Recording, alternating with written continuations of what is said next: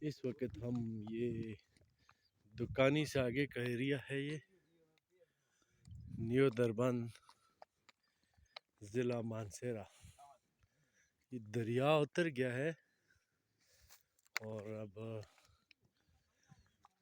یہاں پہ یہ ساری دریا کی لائی ہوئی مٹی ہے، بڑا شدید دلدل ہوتی ہے.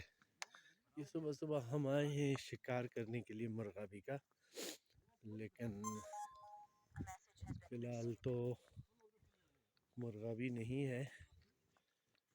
یہ پیچھے یہ نیو دربند ٹاؤن شپ ہے، آپ کو نظر آ رہا ہوگا. یہ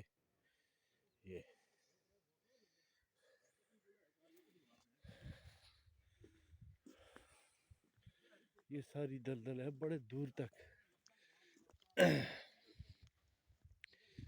اس ڈیم میں 1974 میں پانی آنا شروع ہو گیا تھا، اور اس وقت کہا گیا تھا کہ اس کی عمر 80 سال ہوگی، لیکن بعد میں اس کا سنا ہے کہ ٹرمینل 2 جس کا کام تھا کیچڑ اور پتھر نکالنا اس ڈیم سے آٹومیٹک چل کے، اس نے کام بند کر دیا. اور پھر کہا کہ اس کی عمر جو ہے اس ڈیم کی وہ ہوگی 50 سال. اس کے لیے پھر انہوں نے واٹر شیڈ شروع کیا، جگہ جگہ پودے لگائے تاکہ زمین کا جو کٹاؤ ہے، ایروجن ہے، اس کو روکا جا سکے.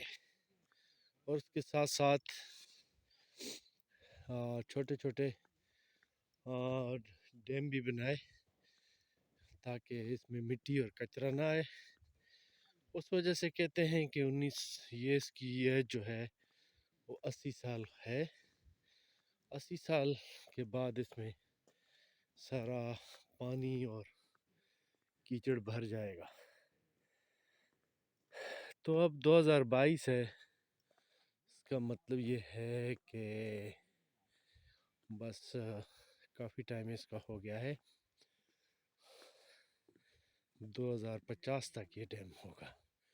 اگر کوئی صورت ہوئی اس کی کچرے کو نکالنے کی، مٹی کو، پھر تو یہ لمبے عرصے تک چل سکتا ہے. دریا بہت دور ہے، ساری دلدل، اور صبح صبح ہم شکار کرنے آئے ہیں.